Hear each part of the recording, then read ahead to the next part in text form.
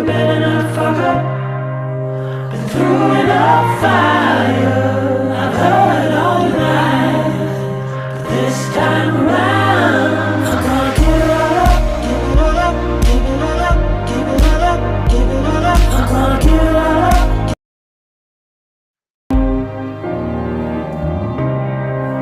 Win or lose, it should be worth the fight.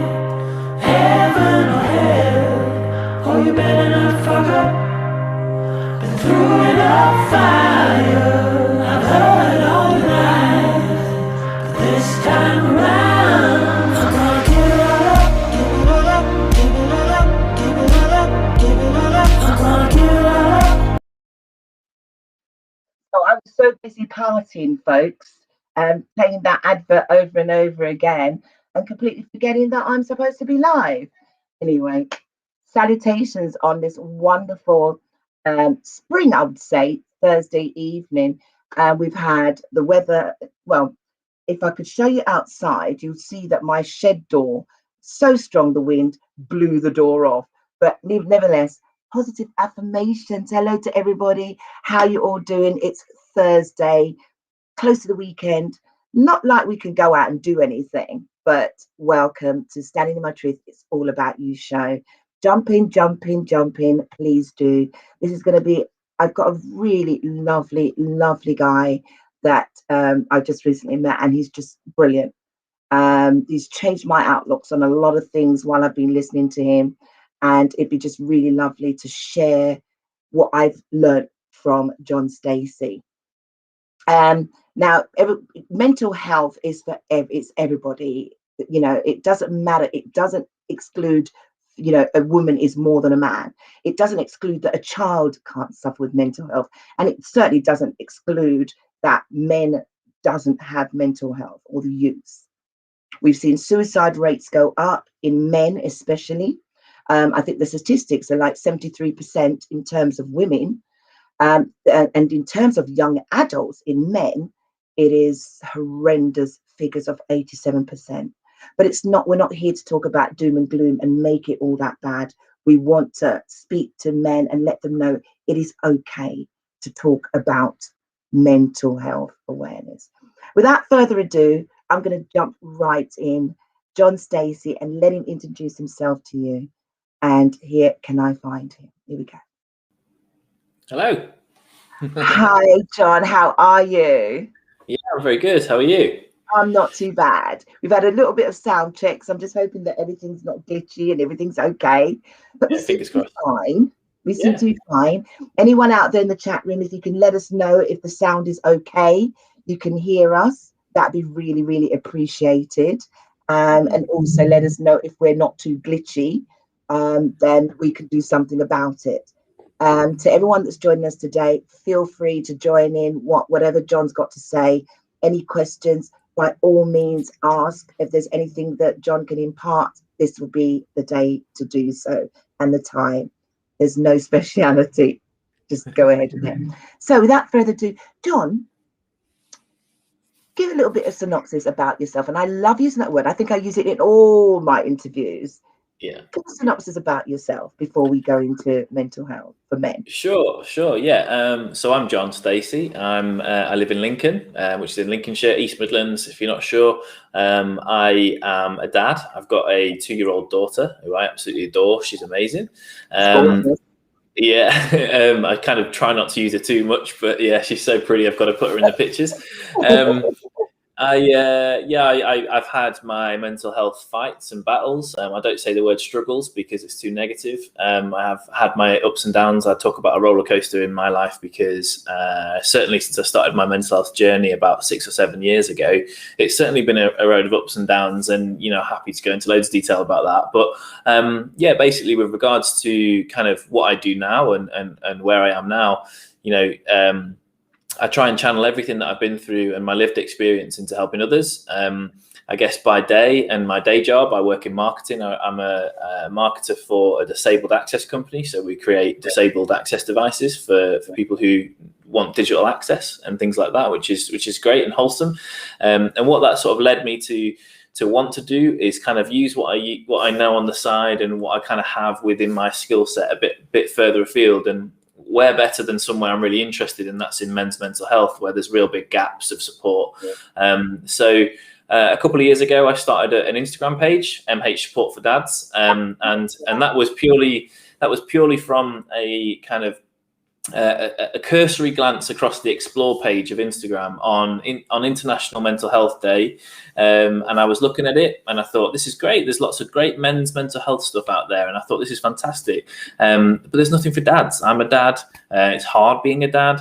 I knew of dads that struggled, and I always put a disclaimer out that I didn't necessarily struggle more than I expected as a dad. I think I've been very well supported, and I'm happy to talk about that. But there were certainly gaps that I wish could have been better.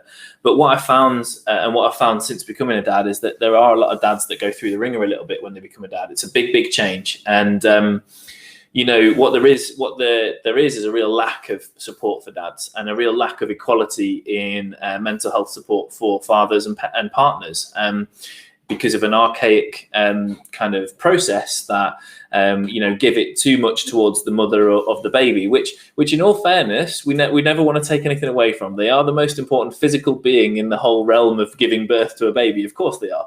International Women's Day week, so be careful. Exactly. We can't take away anything from the women, because they need that support. And in fact, that needs to be better anyway. But all we really want is a bit of equality on that, because I think, and again, happy to go into more detail when I finish off the synopsis, but it's really crucial that you have a family unit, and it's really crucial that everyone's together, and I'm happy to explain why.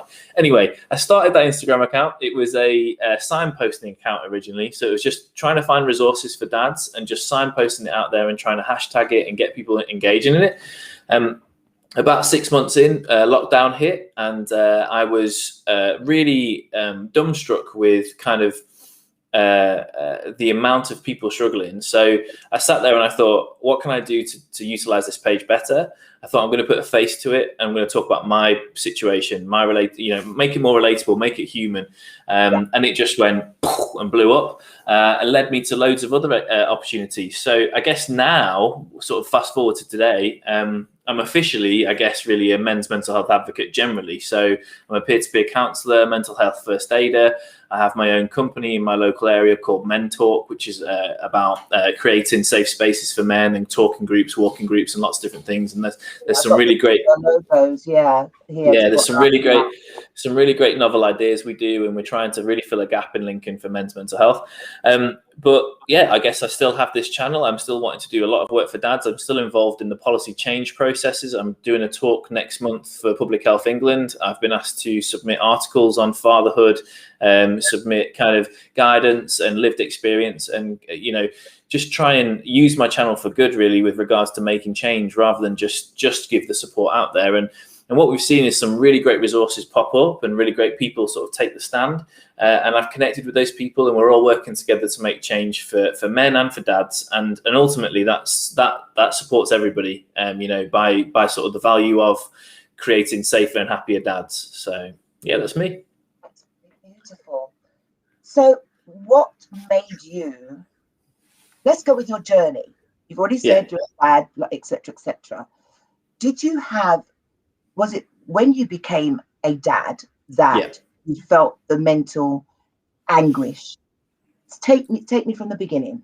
I think when I became a dad, I do put that disclaimer out there that I didn't have a major down with regards to my own mental health. I think I had the normal amount of major problems that I think a dad has. It's massively life-changing. It obviously makes a big deal to your mental health with regards to the change that happens straight away into your life. You have another human being you have to look after. From a personal perspective, we had a traumatic birth. My wife, we had lots of issues with the birth. My wife and my daughter at one point were looking quite, I don't mean to say this lightly, but it was looking like we might lose them. Oh, wow. And and I was in the surgery while that was happening. So that was quite a traumatic experience for me. That being said, because of it, I kind of went into defense mode, and my wife was so poorly for a little while afterwards that for about 7 to 10 days, I was pretty much mum and dad. And that was a really rewarding experience for me. I think I struggled. Obviously, it was hard work, but I look back on it really favorably and think to myself, well done me kind of thing, because I could have capitulated completely. And I think that was testament to the journey I've been on with regards to my mental health. However, what did happen is, so what I really did when that happened was I compartmentalized it. I locked it all away. And about 3 months later, 3 or 4 months later, I was at work in my old job. And I was sat chatting to a friend of mine about everything, and I hadn't caught up with them yet. And they were asking how things were, as the usual questions. What's it like being a dad? How are you getting on? And all that kind of thing. And I started to give the stock answer. Oh, yeah, it's hard work. I'm tired, etc. Blah, blah, blah. And they cut me off straight away. And they just went, but how are you doing? Like, how are you with all of this that's going on? And I burst into tears in the canteen. Yeah, I burst into tears, and it hit me like a ton of bricks. The shock came back of everything that happened. And I said, well, actually, it was really, tiring. It was troublesome for me. I was worried about my wife. I was worried about my daughter. It hit me like a ton of bricks, the shock. And it was latent trauma. I knew that was latent trauma. It was kind of a trauma response. And what happened after that was, I found other people that were kind of struggling with the same sort of birth trauma issues. I started to connect with them. And that helped me a little bit, and also kind of signposted me to counselling I might need in the future if we go and try for another baby. The sort of next stage really with regards to my own mental health was just kind of getting to become a dad, because I was able to sort of let that go at that point. And really it was a case of, I guess, really I kind of talk about this a lot actually, but one of my mental health fights and battles that I have is regarding control. So I have kind of little bits of control issues these days, but it used to be quite a bit worse. It used to be, let's just say I used to have a bit of a control freak issue. And I know where that comes. I know where that comes from. It comes from the fact that I've never really had control of a lot of things in my life. But having a baby, you lose control. You can't read that baby's mind. You don't know what they want. You don't know, you've really got to understand that it's not important anymore, that you have that loss of control. And I've just had massive ups and downs with that. And I've started to train myself, within a year of kind of thinking about control what I can, focus on the positives, and just sort of steer away and let them ride through when you get frustrated at things you can't control. I think it's an everyday thing as a parent. Handling it though, be okay with it. I mean, so there's two of you. There's this brand new baby, and it's like, okay, but you're struggling. Was she struggling at the same time?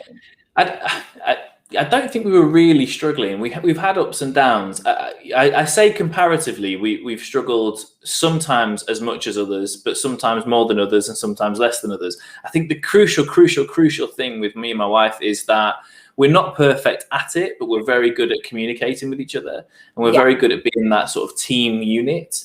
So I think, we've had ups and downs. We've had real big struggles where it's at the end of our tether, tiredness, all different emotions flying all over the place. But we've been okay. We've been good. We've had our struggles. I'm not going to lie. And I'm really, I really want to make it kind of quite a normalized thing that, parents struggle. It's a big shock, and it's it's a struggle really for people to it should be normalized that this is going to be a big deal. This is going to be quite difficult for people to deal with, because if it's normalized before you become a parent, you're better prepared. You're better prepared because even if you aren't prepared, you're awaiting a shock. You're awaiting that sort of hard time, and it was certainly for it. It's each child is different, isn't it?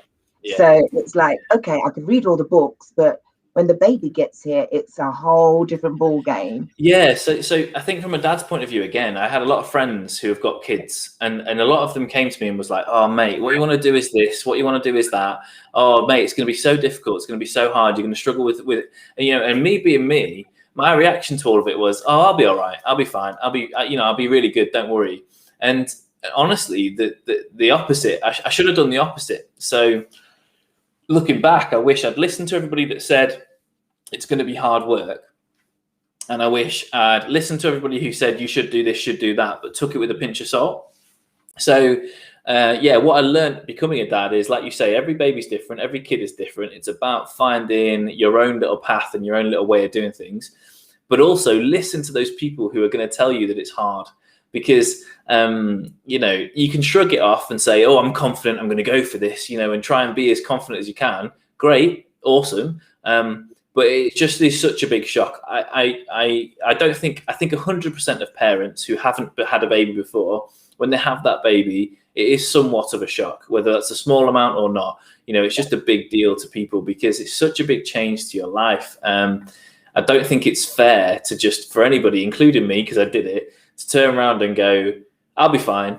Just let it in. Let people try and help you a little bit, because I wish I did. But no, we were fine. We were good, and we worked our way through it, and we're doing great now. We have our ups and downs now, but our daughter's amazing, and we're just really lucky. And I guess really, talking from the experience of what we had, I think again, the disclaimer comes out, it wasn't necessarily due to my experience why I wanted to do this. It was actually more to do with the experiences I was hearing about other people having some really torrid times as parents, before and after the birth kind of thing.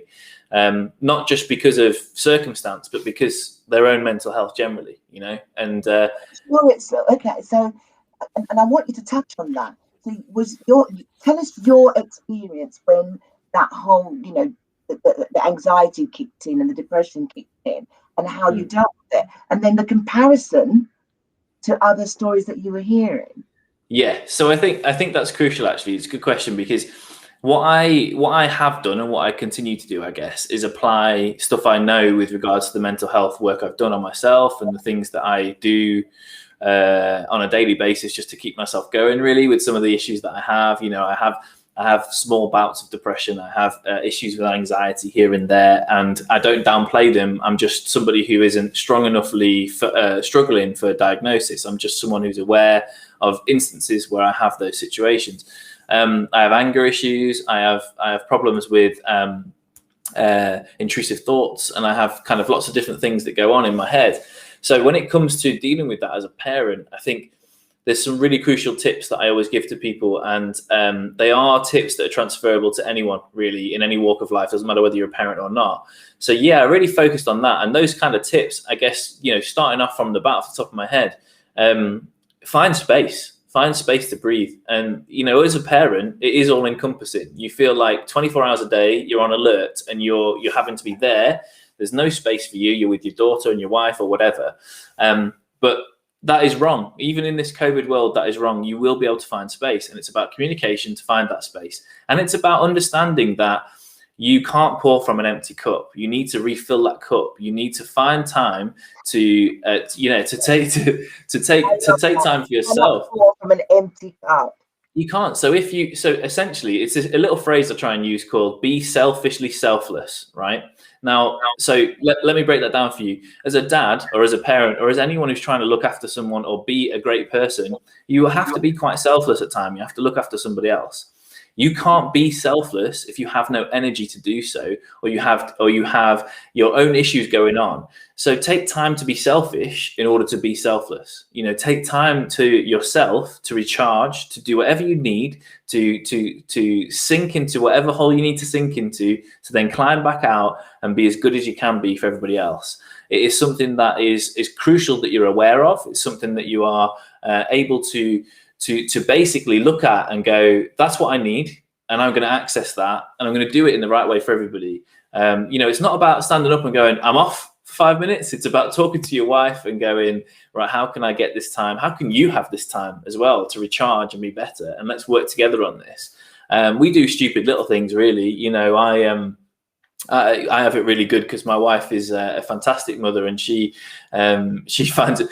Honestly, you'd have to prize my daughter away from her sometimes. She's that sort of attached, and it's brilliant. But yeah, we go for little runs. We do little, one of us goes, the other one stays. She goes to the shops. I stay here with my daughter. We just take time away. And if there's ever a downward spiral that I'm having, or I'm having some sort of issue, she's really receptive to me going, okay, I need to find the time now, and I need to go jump in the car and just go for a drive or something, and just find a little bit of space and just recharge a little bit. So that's a crucial one. I think with regards to most of the stuff that I'm talking about, that thing that I said earlier about self-awareness is huge. It's huge. As a parent, listen to yourself, talk to yourself, listen to your body. You know, inner monologues, you can kind of you can run away with inner monologues, but I think it's really crucial to understand that you, as I say, you're a human being, you have ups and downs. You need to talk about this. You need to work about things. You need to sort of be aware that when you're having these moments of down feelings, depression, anxiety, it's normal, it's fine. You know, these things are happening to everybody. It's how you come out of it and how you beat it that's really crucial. And loads of stuff. I could go on for hours about the different things you could do. Yeah, don't worry. There's some more questions I'm going to ask you. I just wanted to know how you yourself, you've recognized that you have the anger issues. But you didn't recognize them straight away. You had to go through. What was you going through? I want So yeah, I think recognize it. So this is something I talk about a lot actually as well. I talk about something called cherishing your mistakes, right? And I think I love that phrase. How many phrases are you going to give me today? should we have a tally? How many I can lay out? Oh yeah. I talk about cherishing your mistakes a lot because I've had a life. I mean, prior to my mental health issues, being an awareness of those mental health issues, I've probably suffered or fought those battles for a good 25 years. And when I was younger, I did a lot of bad things. I did stuff that looking back, I wish I didn't do, but I don't regret. And there's a reason why I don't regret any of it. So everything that I've done in the past, I look at as a learning experience, something that I can either not do again because I wasn't happy with the outcome, or I look at it like, well, okay, it's happened. I'm better because it happened, because I'm back now and I'm still here. So, some stuff you can't learn from because it's just bad stuff. It's some stuff you can't control. It's bad things. You can sit there and dwell on it all you want, or you can actually just go, look, it happened. It's in the past. I can't change it. The stuff that you can learn from, that's where you can really cherish your mistakes. You can sit there and almost kind of be happy that you did this horrendous thing, or that something really horrendous happened to you, because you can learn so much from what happened in the past. And I guess really when it comes to being a dad, that's happening a lot. That's really happening a lot, as in when, you make a mistake with babies, that's daily sometimes. And that's, again, something that needs to be normalized. As parents, you are learning daily. These kids are different. You can read all the books, like you say, you can have a look online, you can swarm all the Google searches, and you still may make mistakes.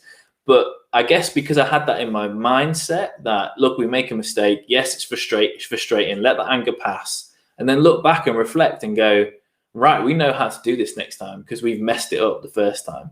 So, I think that's something I live by massively, cherishing your mistakes. Yes, do I cherish them straight away? No, I definitely make mistakes and I'm angry about them mistakes straight away. I'm human at the end of the day.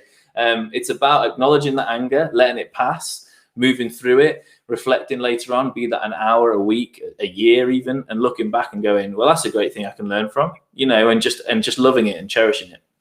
What would you say to the parents? So this is for the men especially, but what would you say to a single father out there? So, there's women out there that you're saying to people, look, if you got issues, if you're feeling down and you're depressed, it works both ways. What advice would you give to a dad who is living away from his child? Yeah. And he has these depression tendencies, and let's make it two-part. A man who's living away from his children, he wants to make sure that his child has everything, but he's suffering depression. He's not telling anyone, he's not telling anybody. He's probably taking it out on the ex-partner. He's taking it out on the child because he's probably doesn't know how to cope. What advice could you give them? I think firstly, massively, it's important to acknowledge it. So, in this scenario, by the sounds of it, this guy isn't really acknowledging that this is a big deal, that this depression needs work and needs to change. It's not a click your fingers kind of situation, but you need to acknowledge it, and you do need to talk to someone. It doesn't need to be your ex-partner. It doesn't need to be your kids.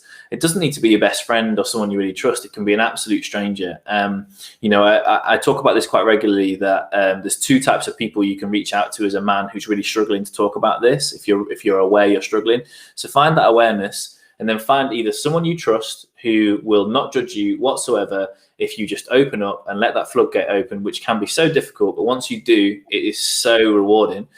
Or do the same thing, do it with a stranger. And what I mean by a stranger is someone who is potentially experiencing the same thing. So there's a lot of groups out there. There's a lot of single parent groups. There's a lot of groups to do with depression that you can access. There's also a lot of kind of mental health advocates like myself who've suffered with depression or have depression right now and live with it daily, that you could reach out to in DMs, because they want to help you. They want to help people daily. And they will give you straight tips, straight away. They will say stuff that you could access and give you lots of more information. And they won't judge because they don't know you. You may as well be called Potato Man for all they know. Do you know what I mean? Like, it doesn't matter to them that who you are. Yes. It's just about finding that secure way of doing it. Now, for me, if I go back in time now, when I started my journey, I started my journey because of physical health issues. So I was having migraines and I was having real problems with exhaustion and things like that, with stresses from lots of different things in my life, family. At the time, my mum was poorly. I was struggling with work, etc. And I went to the doctors because I just had enough of all the pain that my migraines were having me. And the doctors, the GP, sat me down, and the bedside manner wasn't great, which GPs aren't always fantastic for it. But I went in and I said, look, I've got loads of headaches. I didn't really want to come to the doctors, and try to put on the big front like a man does, And the guy turned around to me and he says, well, it could be a number of things. Have you thought it could be stress? And I said, well, not really. I didn't realize it was anything to do with stress. Like, I just thought it might be light, or I don't drink enough water or whatever. But I feel like I'm drinking a lot of water. I feel like I stay away from screens and I get out and about. And the guy turned around and went, well, it's stress. It's something to do with stress. It could be lots of different things, but it's stress. He said, I'm going to prescribe you something that's numbs the frontal lobe, and it is an antidepressant. It's a form of antidepressant. So I was like, oh, antidepressants. And I literally sort of jumped out of my chair almost, because straight away a bloke like me who didn't believe in mental health at this point, didn't think it was a real thing. And I am glad and happy that I was that stereotype, because I needed to be that stereotype to break through the wall. I was like, I don't want antidepressants. I'm not depressed. I don't want to take these happy pills because I'm not some depressed weirdo, I took the antidepressants. That's the stigma though, isn't it? Yeah. I was the stigma. I was living the stigma. I took the antidepressants for a week or so, maybe less, and I hated it. It completely changed me as a person. Absolutely hated it. I rang the doctors, said I don't want to take these tablets anymore. They said, okay, don't take them. Maybe we should suggest talking therapies for you. So I said, okay, what does that entail? And they said, well, speaking to a counsellor who you'll not know, it'll be a complete stranger, be someone who's a qualified professional. And the counsellors are there to you to enable you to talk about things that might be a problem for you and work those problems out. I was straight away sat there going, this won't work. This won't work at all. This is rubbish. This isn't for me, kind of thing. But there was a bit of a wait. And in that wait, the doctor said, stop eating cheese, cut cheese out, cut caffeine out, chill out for a little bit. And see how it goes. So I was like, okay. So I did that, and my headaches went. And then I still had this appointment lingering, in the future with my counsellor. And I guess the moral of the story is, within the first few sessions of hating counselling, I realised what it was for. And it was for teaching yourself how to deal with traumas, stresses, issues in your mind. Because they don't do any magic, counsellors. They're just trained to sit there and ask you the right questions so you can answer answer your own questions yourself. And it blew my mind. And it made me realize that person I didn't know, was a perfect outlet for me. So I've accessed therapy a couple of times now in different ways. I've had different counselors who've worked in different ways. None of them have been negative. Some of them have been better than others, but none of them have been negative. What I know now, having gone through the qualifications I've done and worked with the different people I've done, I know that therapy isn't for everybody and talking therapies aren't for everybody. But going back to the scenario you're talking about, if somebody's struggling with depression, 9 times out of 10, the first thing they need to do is that acknowledgement and that talking process. It's not necessarily a 6-week course of therapy, but it's that talking process of acknowledging what it is and learning a bit more about what it is. Because most of the time, most blokes, when they hear about that kind of process of what's going on in their mind, about why they are the way they are, it becomes a reality and a science almost. It becomes analytical. You know, men think in black and white quite a lot, and I hate to generalize, but we do. And I think, yeah, it is true. It's a stigma, but it's in a way it's a good stigma if we work with it the right way. And yeah, basically, if you hold some analytical proof to someone that this is why you're feeling the way you're feeling, you know, a man's going to turn around and go, okay, I'm listening. Do you know what I mean? And before you know it, that's when the healing begins, and they find different ways of healing. So yeah, going back to that single parent scenario, that kind of first steps would be great. The next steps, you know, as hard as it may be, I think there is a conversation that needs to be had with your ex-partner. And I know that that is difficult, really difficult. In fact, I have a friend of mine who's going through a very similar situation right now, that he needs to tell her, and he has told her, and she completely understood. Actually, she kind of almost realized that's partly the reason why they broke up. You know, that he needed to get help. Well, he's lucky. Yeah. He found someone that's understanding, because Yeah. there are women out there that would see, and I really am sorry to say this, that there are women out there that if a man says, I am depressed, I don't feel good, or express any form of softness, they think he's got a soft belly, he's got a soft undertone, and they feel that I don't need a man like that. I need someone who's more, you know, Or they could use it as a weapon, or they could use it as a weapon if they've broken up. They could use it to keep their kids away from them, etc. And you know, it works both ways. Men are just as bad as women at that kind of thing. In fact, we're probably worse sometimes at understanding mental health for lots of reasons. But no, you're right. The stigma, unfortunately, around men is that, you know, some women don't understand that someone who's open about their mental health can be just as strong emotionally as anybody else. In fact, I'd go as far as saying, and I'm a very strong advocate of this, someone who's vulnerable is much stronger than someone who isn't vulnerable, who doesn't show emotion at all. So this sort of this undercarriage of the hard belly, the hard person, it's a fallacy. It's a lie. That person is weak. That archetypal man is a very weak person. If you're vulnerable, there's huge strength in vulnerability. If you're able to admit your vulnerabilities and you're able to turn around to someone and say, I am vulnerable, I need help, there is huge strength in that. Can you not understand just that sentence itself? Like, I need help, as a man, that is such a strong sentence to say, because what you're basically saying is, I want to become better, and I want someone to help me to become better. There's nothing weak about that. That's actually accessing what you need. That's a strength. Do you know what I mean? So yeah, well, I feel that. I don't know about you. I've also found that there are a lot of young men out there as well with children, in a relationship, and they're not coping,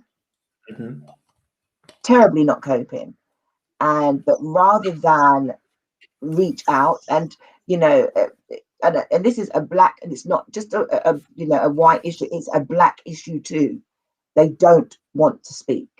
A culture that we've grown up in, that you need to be a man. Yeah. You do not speak and say there's something wrong with me. It does not happen. It is wrong.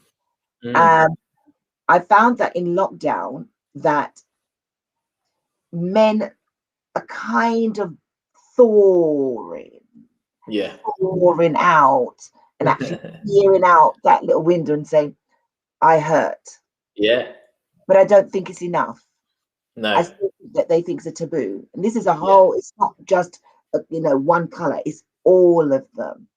Yeah, but I think the analogy that you're describing there, I think what happens is those people who are afraid of peeking out, they're seeing people coming out of that door, and what they're seeing is not what's actually happening. So my impression of it, certainly when I speak to people I know who are still behind that door, I find that they're looking at me and people like me as people who have opened that door and they've gone somewhere else. They've gone to a cult. They've gone to like some sort of weird sort of area of like, of almost kind of like airy fairy sort of, fantasy land, right?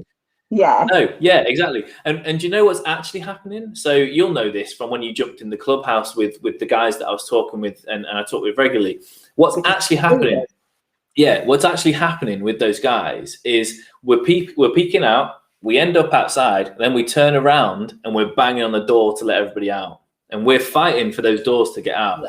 And I think that's really important. And that's why I'm doing the work I'm doing, because there are going to be a lot of people who won't have circumstances, who will not be able to fight against the cultural issues, will not be able to fight against society, and will not find the strength. So it's about enabling that strength. I didn't need someone. I needed myself to recognize. I needed that switch in my head to recognize, and I did that. I don't credit anyone except myself with my journey, and that's, you know, yeah. Thanks for the claps, but I'm not saying that. You know, in an arrogant way. I'm saying it in a way that I'm really proud. I'm really proud of that, because there are so many people I've come across, and it hurts me to see that they need somebody to pull them through this, because you know, unfortunately, as you said at the start before you brought me in, there are some really staggering stats that people are really struggling at the moment. And you know, for a lot of people, they don't really understand that there is help out there. If they need a drag, they can be dragged, but it's kind of one of those situations where there is an element of, you do need to make people choose their path and make them make that decision. So yeah, I'm really passionate. You just said, like COVID, especially, mental health doesn't care if you're a male, female, young, black or white. It's just there. And you know, and I agree with Mummy T, because at the end of the day, I think that lockdown has literally exposed everybody. Yeah. So before lockdown, and I can only I'm going to bring myself into the picture, because it's not about me, but just so that I can identify as a female, and I've seen it from the male perspective as well, where before COVID, if you stood up and spoke about feeling anxious, there are men that are in work. So I used to be in the construction industry before, and what I did see, or going into the construction industry to talk about mental health or prostate cancer, we used to run all these little seminars. And what I found was that the men would be in there and, you know, yeah, I'm the big I am, you know, yeah, let's go down the pub. And the missus would, don't worry about it, mate. You know, that whole, you know, image. Yeah. And once you ran the seminars with them and say, look, this are the stats: suicide, alcohol, anxiety, depression. It was laughed at. It was, but deep down inside, they were fearing, and they didn't want to go home. There were some people that worked away from home. Yeah, they were going to end up drinking in the pub. They didn't want to face going back to the missus. They didn't want to go back to an empty home. They've got children. They couldn't see their children. And the more this depression kicked in, they weren't talking to anyone. They sunk into the bottle, or they took recreational drugs. And at some point, the construction industry now drug tests you. So, you know, oh God, yeah, it's been going on for a while. And they drug test you to make sure you're not inebriated, or, you know, you've not got any cannabis or any form of drugs in your system, you know. And it's, once you're found out, you can either they can report to you, or they would, you're sacked. And the last thing you want to do, if you've got children, you've got your family, you don't want to be sacked from your job. And then you're going to go back and say to your missus, oh my God, I couldn't cope, and I took drugs, and I went to work, and I got found out. So those are all the stigma that's attached to men within that particular industry. And again, it's not just white, it's a mixed culture from age, you name it. So I'm talking from experience here. The worst thing was to see a man that came into the office laughing and joking like you and I will be talking here today, only to find that the Monday we get a phone call to tell us the same guy, you know, he went to visit his child, just bought this child a bike, blah-de-da-de-da-de, without giving up too much information. That was a Friday. He's bought his son a bike, little toddler.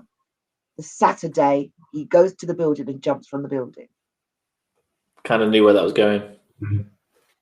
I was in shock, because this man was sitting close enough to us, and we were talking about mental health. Reach out and talk to somebody. Yeah. Please understand that you're not alone. Yeah. Only that 2 days later, you come back to the same building that we spoke about. You went, I don't know how you missed security, got to the top of the building and jumped. Do you know what I talk about? You know what I say when I say that? It reminds me of something I say about, you know, this phrase, you can lead a horse to water, but you can't make them drink. You know, that sort of phrase like that, you know, Yeah. I feel like there's something in between that. So you can lead a horse to water, but what I like to think that I'm doing, and other people who do the things that I'm doing, is what we're doing is we're getting a bucket and we're filling up that water and we're bringing it to their mouth. You know, like we've led them there. They've then got to make the decision, are you going to drink from it? And we're helping them to drink from it. So we're doing both sides of the tale, because that proverb, that saying actually comes from an old sort of like myth about any human being with the right teaching will take their own course. Yeah. And it's something to do with, I think it's something to do with Hinduism or something. But for me, and I like to make my own assumptions of things, I think that's quite flawed, because the human sort of physiology, in all fairness, it breaks right down to synapses and brain waves and things like that. You can give people all of the information they need. They can make the decisions in their head and still not follow through with them. So it's that sort of like gray area that you need to operate in. You know, it's, for me, the whole lead a horse to water thing. Okay, that breaks down the black and white. It gives a third option. Somebody's leading that horse to water. It's not black, white. It's somebody leading the horse to water. It's, you know, A, B, pushing along. But where's the other bit? Because they might get to the water and then it's not okay if they don't drink. That horse will die at the pool of water. You know, so in a way, what's happening with what you're describing there with that gentleman is he got given everything he needed. He knew the outlets. He knew the numbers to call. He knew the stats. He knew what he needed to do. Couldn't do it. He needed something else somewhere. And that's not your fault. That's not anyone's fault. You know, there are situations where you aren't going to, and I had to learn this the hard way. There are situations that you aren't going to be able to help people. But it's about making all the different types of content, all the different kinds. So I talk about accessibility to content a lot because I'm a marketer by day. But when it comes to mental health, and certainly when it comes to men, we access content very differently to women. Yes, you do. We also access a range of different content that doesn't conform to norms. So, you know, there's a bit of marketing sort of psychology where the majority of what you see in advertising and what you see in magazines, media, TV is led towards women because they're consumers of content more than men. So all those traditional types of marketing won't work with men. Some of them will, some of them won't. So really, it's about catering for every single avenue where you think men will access that content. And then you start to fill those gaps of the horse's mouth to the water. You start to fill that. You start to give them different options, different vesicles that they can use to sort of drink that water. And hopefully they'll access one of them. And hopefully they'll make the next step. But you see, you just said something there which is quite interesting. You said that, you know, it's kind of geared towards women and it's marketing. But we've already got Men's Health Week, which is in June. So it's like, oh, the men can only do in that week. The men will always do something, the Men's Health Week, right? Do you see where I'm going with this? Yeah. But then for the rest of the year, it's like, yeah, everything's great. It's all women and young kids. They're the only one that's got ADHD, and they're the only ones who have got PSTD. I've got that PTSD. They're the ones that has any sort of mental issue. But for 2 weeks in June, we've got Men's Health Week, and then that's predominantly, thrown at the men. You've also have prostate cancer. Now, it used to be always in November because they called it Movember, but I think it's now becoming more prominent. So you've got men who are, kids who are growing up in the same household as a father that's depressed, who have taken on that who the father does not speak, he will bark, or he doesn't say anything. You understand? No, because a man is not meant to say anything. Yeah. Then you want your son or your daughter then watches that. But for a son to watch his father only talk a few parables or sentences, realizes that he can't speak. No, my dad's cope, it's fine. The difference is his dad didn't commit suicide. What he doesn't realize is dad is probably living in a bottle. So when his dad's saying, oh yeah, I'm going to go and have a pint, or I'm going to have a little rum or something, he's probably piling that. Yeah. Does that make sense? But I was there. Doesn't see that. So it's okay for the son to say, do you know what? My dad coped like this. It's okay. So I'm going to eat myself into oblivion, or I'm going to drink myself into oblivion. And so the cycle is never broken. Yeah. Lockdown has definitely highlighted that something has to change, and we need to be a bit more open about it. About it. And and do you remember when we first met? I said to you, I hate the fact that people are glorifying mental health. They're glorifying depression, and it really does get to me because, as I said before lockdown, and I'm talking about at least a year before we went into lockdown, I, for the first time, took myself onto Facebook. And even though I knew that I have friends and people look at me a certain way, they're expecting me to be a certain way. Nah, not Valerie. She's, blah, blah. But I got hit with a panic attack, which then made me realize that, oh my God, how did I, oh my God. And it crept on me. It didn't go, well, I have clinical depression and it's this day and it's that day. It just went bang. I didn't know what it was. I couldn't understand why I was being tearful. I didn't know why I was all of a sudden I needed to be in bed constantly.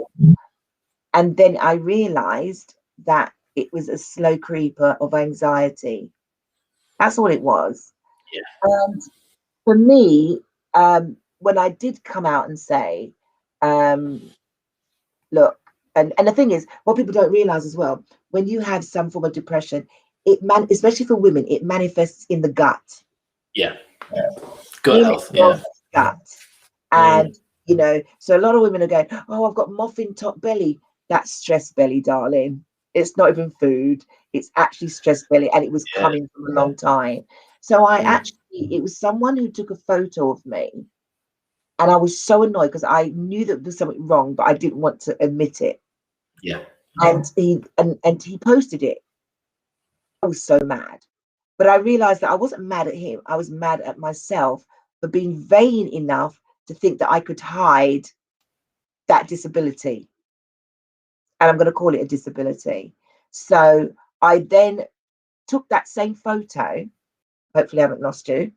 I took that same photo and I decided to come out in the open and say that I had, anxiety and panic attacks, and as far as I was concerned, by me, I don't know if you lost me when you heard what I'm saying, by me seeing that photo and turning around, that's okay, Mummy T. Thank you for tuning in. Universal blessings. Someone's saying that she's got to go, but it's great conversation. But by me recognizing, I thought, you know what, male or female, I'm going to take that limelight on my page. There you are. I can see you. I've got you. I thought that, I decided. Hello. I decided to tell my story on Facebook, and I thought if I can do it, anybody else can. I'm not saying that I'm a martyr, but I thought if I can own up to my own vulnerability, then why can't you? It's huge. I mean, you've done a really great thing. You've done an amazing thing for yourself and for everybody else by doing that, because there is a huge amount of power in relatability. There's a huge amount of power in kind of somebody relating to every single person somewhere down the line. I understand that people aren't going to relate to me in every way, but I also understand that there's a lot of people who will relate to me. And I think what you've done there is a massive tool. So well done. But also just touching on what you were saying, the gut health thing, that's a science, that's factual. That's kind of like something that that people need to, not just women, and it's men as well. The gut health is like a real thing. It can seem a bit mystical at times. We're not taught enough in school. And I guess that takes me to another point I wanted to make earlier when you were talking about, the dad at home who can't speak. So we're a product of our environments, aren't we? We're a product of the people we're around. And there's a stat out there that says that you're the average of the 5 people that you spend the most time with. So honestly speaking, and this isn't easy if you're a kid, or it isn't easy if you're a dad, don't get me wrong, but you should just try and change that environment. And that's not necessarily cutting people out of your life and replacing them with somebody else who's more positive. It's about changing the physical environment you're in. So this is where it can be brought home to dads, and it can be brought home to kids, that if you're a kid, a teenage lad, for example, teenage boy, your dad is very closed off and disconnected and just talks in one syllables and, seems really down all the time, etc., tired or whatever. There is a lot of conversations you can have with your dad to try and change that. There's a lot of things you can do to try and change that. And you're not alone in that. That's the big thing to know. And then it works the other way massively. So if you're the dad and you're struggling to talk to your kids, you're struggling to connect with your emotions, struggling to love, struggling to feel, and you don't really feel like you're in the right place, my advice to you is to change that place. Not change it physically, change it for yourself. So all you really need to do, in all fairness, is realize the impact you're having on somebody else. So if you realize that impact, that will enforce the change. It certainly did for me. Sorry? Fabulous advice. Yeah, it did for me. I mean, looking back to the start of my journey, and I always say, oh, it was physical problems. Honestly, it was physical problems that were causing me problems with my life. Like I wasn't connected to anybody really. I put on a facade of being an emotional person, but really it was fake emotions. It was going through the motions of being the larger than life drama queen person in the center of the room kind of emotions. It wasn't. It wasn't real. It wasn't connection. And I certainly felt like I was going through the motions with family. I certainly felt like I was just ticking boxes with friends. And with regards to my girlfriend at the time, who's now my wife, I certainly felt like I didn't want to put her through the pain of dealing with me like this. Like migraines or no migraines, I wasn't very good to be around at that point. So eventually through the counseling, I realized the impact I was having on people. And it caused massive ups and massive downs, because the more you learn, the more you unlock doors. And I talk about this as well. And I guess this is going a bit deeper with regards to the journey you can go on. But it's worth noting that you can't just click your fingers and everything be right. Yeah. So if we're using that scenario of that dad who's opening up for the first time or trying to connect with their kids, there is something that you need to know, that the start of that journey is a massive key point, but there's going to be massive ups and downs during that journey, because as you start to connect to people, you'll start to learn a lot more about yourself. And the first thing you'll feel is blame and shame and pain. You'll start to feel that you're worthless. What have you been doing for so long? Yeah. You'll start to blame yourself for negatives that you see in other people, because they're a product of being around you. And then you'll start to feel the pain of the fact that you don't want these people to feel like this. But honestly, those 3 things, that blame, shame, and pain, I said this earlier, you can turn them into huge positives. Like you can look at that and go, all right, so I've done this to people. I feel that blame and I live with that blame. But how can I make this better? How can I eradicate that blame by then finding some great positives that I can go, I did great there. And the way I pictured it in my head, I'm not a great journaler. I try not to bring myself down with it. The journal. Yeah, I'm a bit scared of the journal. I got told off for it the other day. I don't know if you were in that room in Clubhouse, but one of the guys told me off for it. But no, like I don't write. I journal in a different way. I talk in a different way when I journal. But no, what I did at the time, I remember quite vividly at the time. I made a point of kind of reflecting on impacts I'd had. And it was almost like keeping a little bit of a mental tally. So if I'd like hurt someone a couple of times, I would make sure that I did something great to outweigh that hurt. So like almost kind of like a tally. Address the balance. Yeah. And balance is huge. Balance is huge. Because something I've learned over the years, if you think that everything's rosy for a reason, it's rosy because of pain at some point. Balance is everything. You know, you can't feel the good without the bad, yin and yang, all those different things. I could talk for hours about this. I have really spiritual thoughts on this. You know, you can't have good without evil. You can't have bad. You can't have the great feelings, the happiness that you have in life without the sadness. You have to learn to embrace it. You have to learn to sit with that sadness, and you have to learn to almost let that out, feel that pain, and look back and enjoy that pain coming out, because actually it's blossoming into something else, you know. So yeah, it's a whole new journey. Yeah. So here you are. You've over a period of time, you've manifested. You've gone through the change. Sounds like you've got menopause. So it's like right. Where I got so comfortable just hearing everything you got said. I thought, oh Jesus, I've got to get back on track. You know, you've manifested that. When was it that you started to reach out for yourself and say, I know you said it was lockdown, but you found that you were definitely an advocate and you had something to tell. You had something to offer. Yeah, so I think I connected with a dad's group, a man's group. I connected with different people at different times. I was part of a mental health connection group really early into lockdown. Started to learn a lot from people who'd been through some really, really big things. I started to be part of different communities. I was invited to be part of a big change in the father's mental health world. I was invited to write articles for different men's masculinity magazines and things. So basically, as all of the work progressed and people realized that I have knowledge and I have experience that I can talk on, I also started to connect with these people and started to really relate to the journeys they were going on as advocates. And I guess really, I had a rude awakening in a positive way, because there was probably a moment, I can't pinpoint the exact time, but probably about maybe a year ago, when somebody I was working with turned around to me and just said, you're the center of all of this. You're the beacon of this. Like, what you're doing is a massive, massive good. And people are revolving around you and doing work around you that's similar to what you're doing because they know it's good as well. Like, I think at the point I was actually moaning about charlatans. So talking about trending, you know, mental health trending a bit, and people being pathetic and trying to earn money from helping people. Yeah. And I was within the moaning about it to this person. I turned around and I said, you know, all I want to do is help one person. And if I've helped one person, that's great. You know, the old saying that everybody says, you know, like, and he turned around to me and went, oh, piss off. Like, you've helped loads of people. Do you know what I mean? Like, you've helped tons of people. What you're doing is great. And I was like, oh, don't be silly. I don't know about that. I can't quantify that, blah, blah, blah, blah.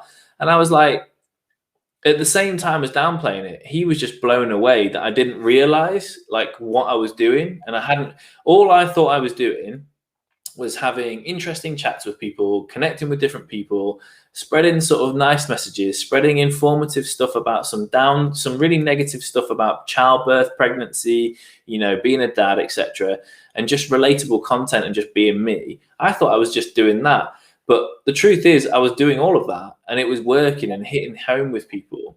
And I hadn't realized it because in a way I'd become too humble and I'd become a bit too unaware of the sort of impact I was having. Right? Pardon? That's a good thing though. It because is. You know, that means you're not losing the message. You're actually passionate about what you're doing. So that was my argument. But they made a very good point, this person. They said the thing is it can't get any better unless you understand and acknowledge what you're doing and actually understand the power that you have and understand that kind of that it's almost like the Spider-Man thing. You know, the power you have comes with great responsibility in a sense of, you know, let's not burden myself, because I certainly try hard not to burden myself with the responsibility. But at the same time, I need to make a conscious effort of making decent choices, decent outlets, not burning myself out, can't pour from an empty cup. And also at the same time, working towards what an actual goal, rather than just going, I'm just going to put myself out there and help everyone. Do you know, like, and at that point, that's when I made the choice to start the company local here and start to help people more locally, where I could see real change happening. And the rest is history, really. And now I feel like I'm really in a decent place of where I can see the change I'm making.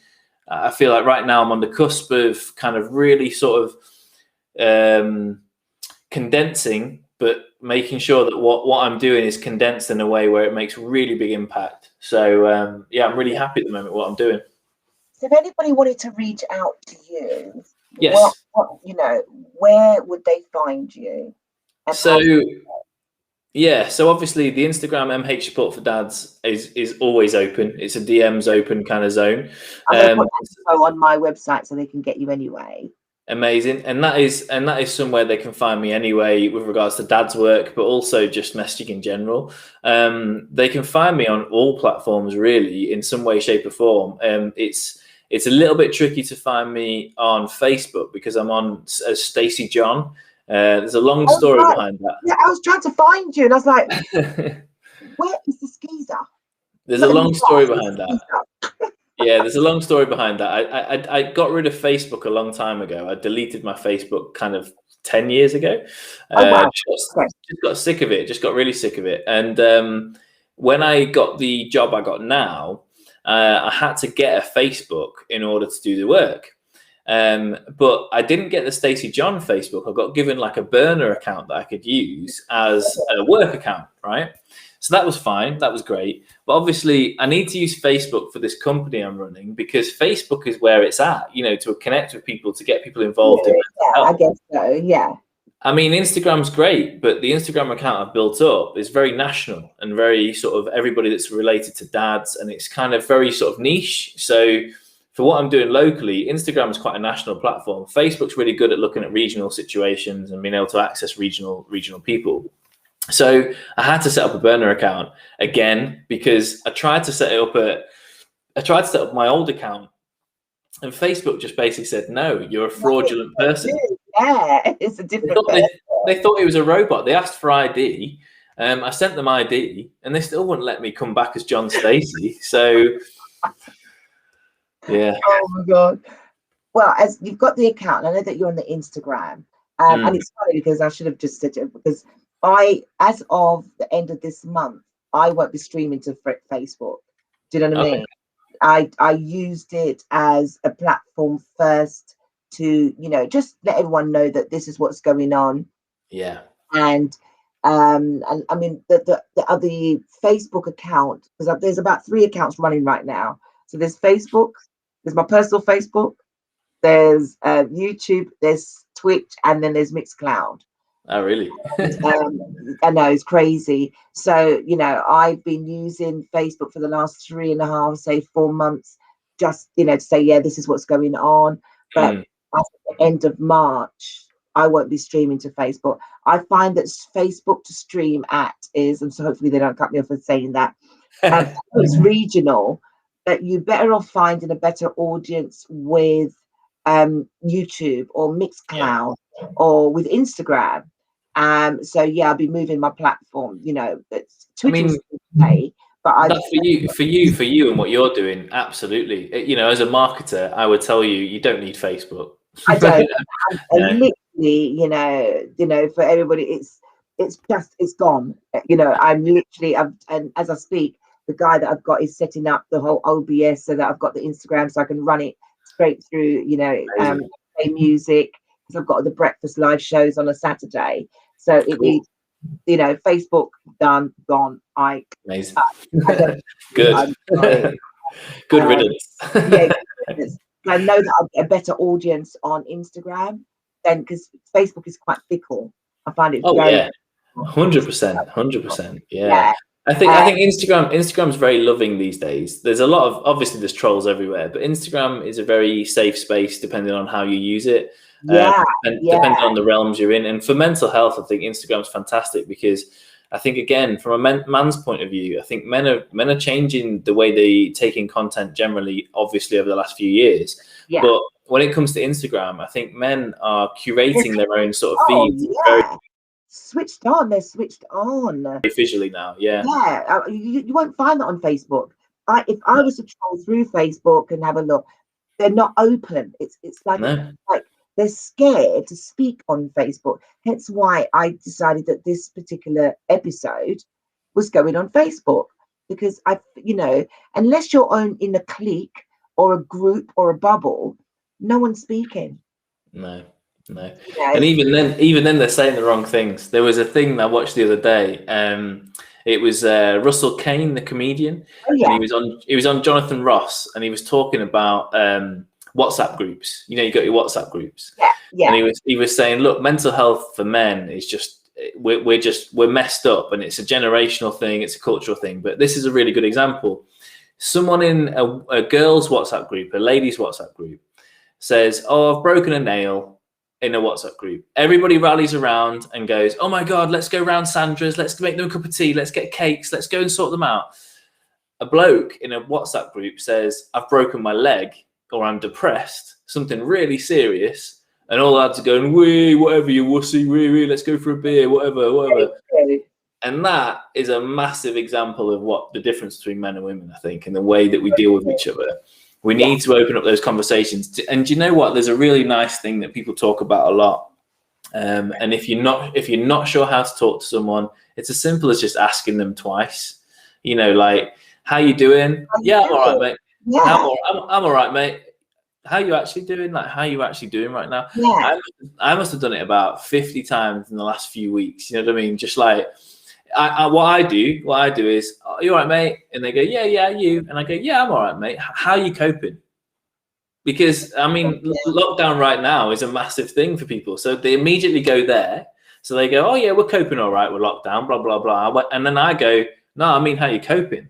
Do you know what I mean? Like, that's why I ask twice, isn't it? It throws them, because I find the same thing. Like, if I'm speaking to someone and it's like, I said, "So how you doing?" And like, I goes, "No, seriously, how you doing?" Seriously. Yeah. And once that person hear me go, "No, seriously." And another thing I always say to people is, especially guys, is looking at their demeanor. Yeah. And and what actually the change of tone in their voice when they're speaking to you. So I can gear from you having a good day, or you're having a bad day, or for the first time I'm actually seeing a change in your body language. What is that all about?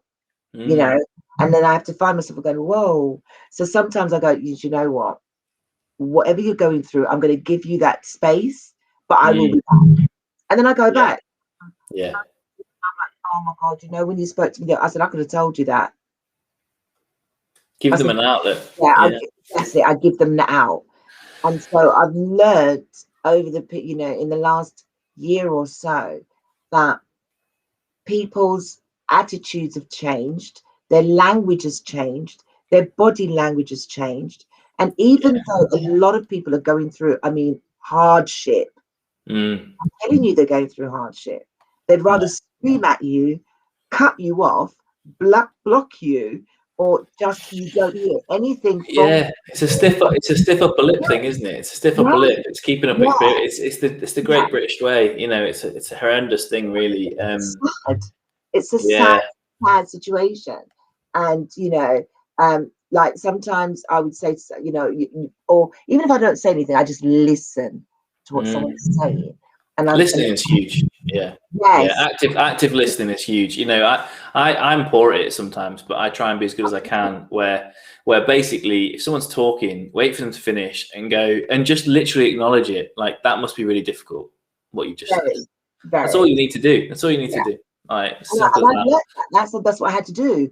I used to find it really difficult. I used to always want to say, when someone was saying something to me, opening up to me, I'd go, I'd wait for them to finish, and I'd go, I've been through that as well. And I thought that was the right way, like, I've been through that as well. I can relate. I went through this, and this, and I did this, and I did this. Sometimes people don't want you to do that. They actually just want you to go, yeah, it's difficult. I hear you. I feel you. And do you know what? Do you know what that actually is? So I learned this very recently. A friend of mine is a Reiki master and talks of energy all the time, right? And I absolutely love it. I don't necessarily believe in it all, but I absolutely love it, right?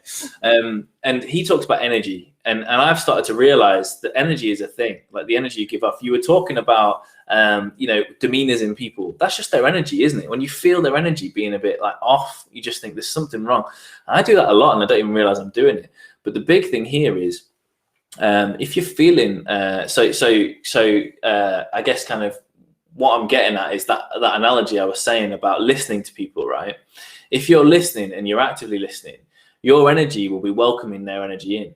You're not doing what I used to do and going, oh yeah, I've been through that, I know the answer. That's literally getting their energy and going doof and throwing it back on their face. Do you know what I mean? It's like, it's basically saying, you've opened up all this and you've sent me all this energy that you want me to take and you want me to deal with, and I've just thrown it back at you because I can't be asked. Do you know what I mean? It's right. So, and sometimes they don't want that. They just want to sound off. You just want to let them sound off and get on with it. And another, you know, and it's like, I put something up on my page on Insta the other day where it said, you know, being an empath, because you know you can help someone. It's like, as soon as they speak, it's like you actually know what they're going to say. So you're finishing their sentences for them, and then you're going, yep. And that, I had to teach myself to not do that anymore. Stop. Just stop, you know. I've been there. Right? You just let them just say it. And then I now say, look, I know you probably don't want my opinion, but if you do ask, then I'll tell you. But really, and then I find myself not giving the opinion. I find myself asking the question. So what do you think, blah, blah, blah? How would that be, rather than say, well, you know what, darling, I think you should. And it's like you become so self-righteous. And there's a lot of people that do that. And people don't want you to be self-righteous. They just want you to listen. Yeah, there's a big thing there with anxiety. So anybody listening to this or watching this back, if you're ever worried about the range of different anxieties that people can have, often if someone is talking to you about something they're worried about, or even if it's just a really small thing that they might be concerned about that might be happening tomorrow, you know, I'm terrible at this at times, but the best thing to do with that is exactly what we've just said. That person finishes their sentence, you go, okay, I can't imagine how that feels. It's obviously worrying you. I can feel your worry. Is there anything I can do to make it better? Not try and make it better. No matter how much you love them, don't try and make it better. They're only telling you about it because they feel worried about it and they want to let it off the chest. They're not telling you to make it better. You can't make it better. You know, you can try, you can do whatever they need, but you ultimately probably won't make it better. But what you will make them is feel better about it if you can let them sound off for you. And it's so difficult to do sometimes, but it's such a crucial thing to do for anxiety. If anybody comes across anyone with anxiety, do not try and correct them. Do not try and make their lives better. Just listen, and that will make their life better. And that's very true, because as an anxiety sufferer, I found that when I got very anxious, I'd have to walk around my house by myself and talk to myself. No, I have to. That's Remember, there's different coping mechanisms of mine. It's the reason I'm laughing, because it's one of mine. Like, whenever I worry about things, I play it out, and I have to act it out. And I have to, like, and if I don't do that, I could be in bed for days. Because I let it manifest, and then it goes into that whole panic attack where you thought you're having a heart attack, and you've got pins and needles going down your arms, and you think, oh my God, I'm about to die. But you're not. It's where you're not addressing the fear, because obviously anxiety is a fear of something that's bothering you, and you've not addressed it, or you've been hiding it for so long that something's triggered it. Food can trigger a panic attack. You know, food can trigger panic attack, and also, you know, and so there are booklets that you can actually read on how food you can eat to not trigger a panic attack.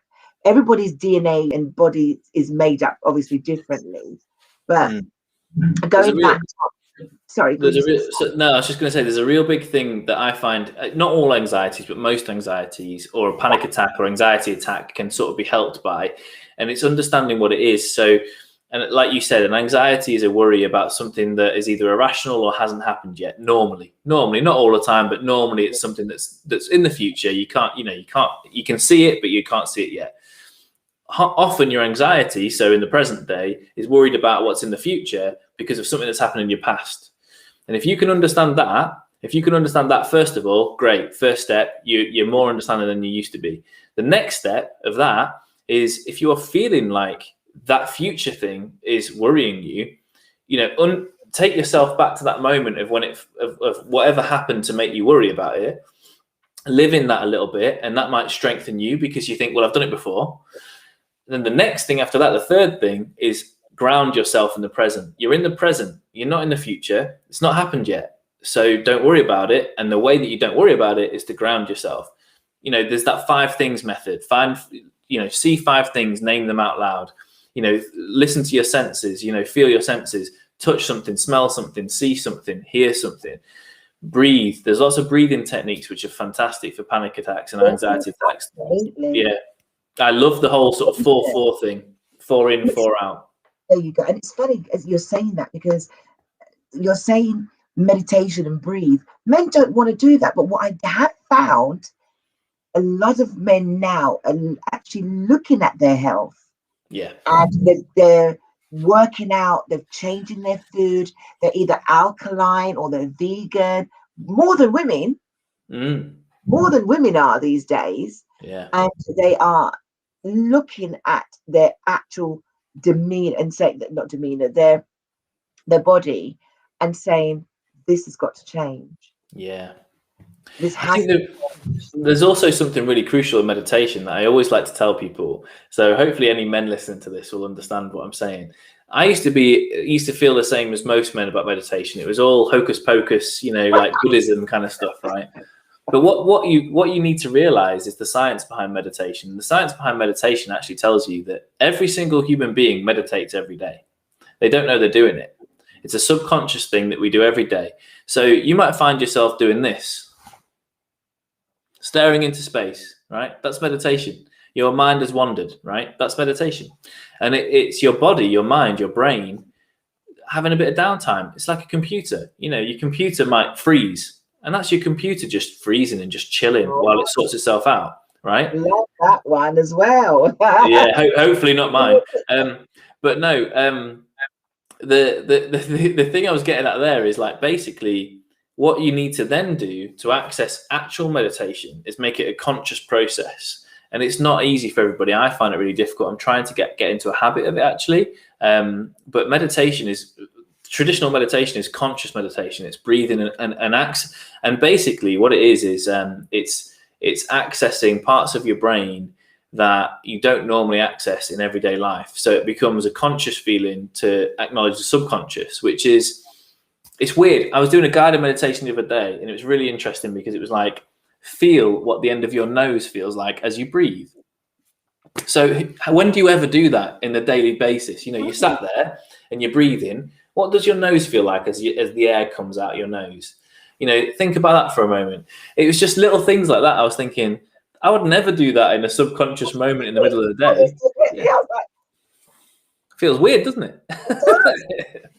It just really does. Oh my God. No, one of the guided parts was that, and it was also like really strange things like that were really nice but very normal. It was like, when you're breathing, notice how much your chest and your belly move together. The rhythm of your chest and belly moving together. That one. Yes.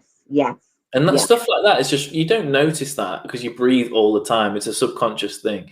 But noticing it focuses you and cleanses what you're going through. It cleanses all the jumbled up craziness that's going on in your head that, unfortunately, as humans, we have every day. And that's all meditation is. It's just a refocus. It's a way of chilling out your brain a little bit, of having that downtime, of staring into space for a little bit. Do you know what I mean? It's consciously finding the time to do that. That's all it is. God, you have been amazing. Absolutely amazing today. And I could sit here and we could talk about this all day. We could, but I need to go to bed, I think. I would say Oh my days! It's supposed to be an hour. We've gone over. But I Sorry. just don't apologise. I love it. I love it. I love it, and thank you so much. It's just been it's been a relaxing, informative, and I'm hoping that anyone that the replay and watches this back, they totally get something out of this and understand that it's not, do not be afraid to talk. Yeah. Any parting words you want to say to anyone before we say goodbye?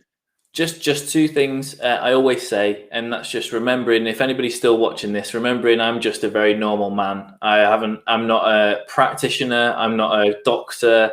That's I right. am someone who's lived a lot of experiences, and I'm not perfect at everything. I just try my best to acknowledge things that work for me. Not everything works for me, but some things do. Some And things will.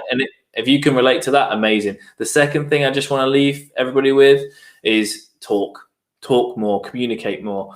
And when I say talk more, connect with your words. Don't just say random things. Talk about your emotions and what's really going on. Because if you're talking to somebody else about what's going on, you'll actually start to realize what's actually going on in your head, because you often do just not realize what's going on in your head. So acknowledge what is happening and talk to people. Thank you. Thank you. Thank you. And Thanks for having me. yeah, and I'll see you in Clubhouse as per normal. Yeah. And what we'll do is further down the line, when we do come out of lockdown, it'd be really good to have a good group session where we can have, sure. where you are, we get some more people involved and have a really good conversation. Because I don't think that we should. This is just me saying it. It's a continuation. Yeah, all of these conversations I have, I want to have a second part all the time with people. That's what I'm saying to you. And this time we'll go on Insta the next time we do this. So let's do it probably the next month's time.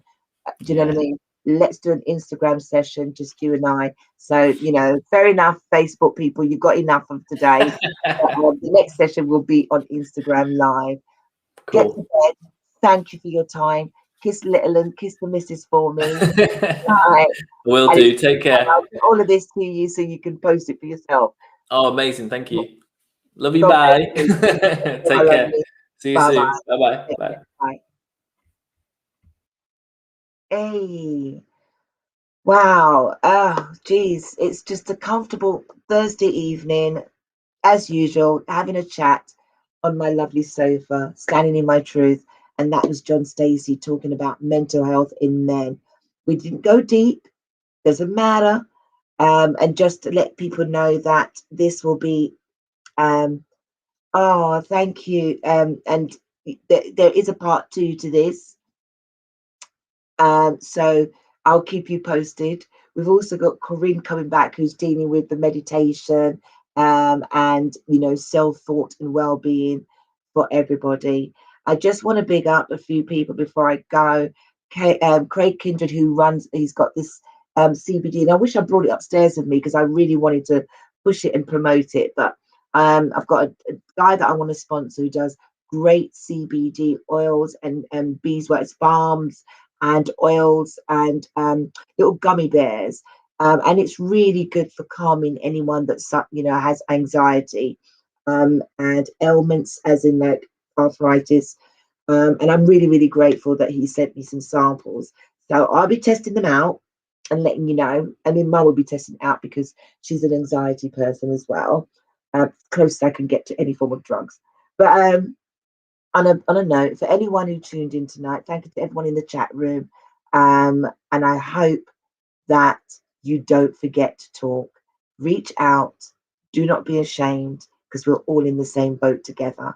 No matter what color or creed we are, let's keep talking. And on that note, I'll see you back here Saturday morning on the Sports Breakfast Show.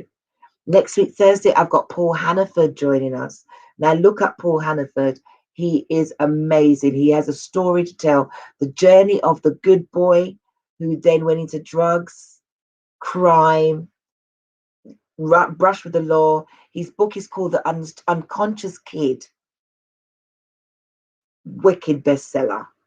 He'll be joining us. He goes around the whole country. He goes into the schools and speaks to the youths about country line, the young girls that are being groomed, the children that are being groomed, and his story is deep, very deep. So it's The Unconscious Kid, the book. Have a look at the title. Paul Hannaford, who is a mentor and motivational speaker, joining me next Thursday. Now, here's the thing.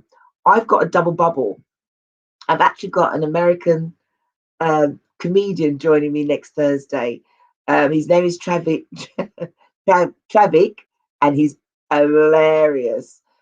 So he'll be coming on at 9 o'clock after I've had Paul Hannaford. He'll be joining me straight after on that show. So we've got double bubble. It shows out for me, just to let everybody know that at the end of March, I will no longer will be on Facebook. All shows that will now be going on Twitch, Mixcloud, and on my own website, which is standinginmytruth.co.uk, and Instagram Live. We won't be using Facebook. So hopefully I haven't bored anybody. And I hope that any shows that we have put on and anyone has watched it, thank you for tuning in. Very, very grateful to the audience. Take care of yourself. Peace out.